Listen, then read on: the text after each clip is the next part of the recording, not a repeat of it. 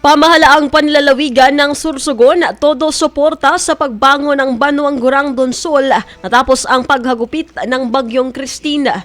Ang buong detalye ng balita nasa linya sa Megapo Patrol No. 24, SM Alvin Lozano. Bicol Network News Report! Patuloy ang clearing and cleaning operation ngayong ika-31 Oktubre 2024 sa Barangay Banwang Gurang Donsol, Sursogon.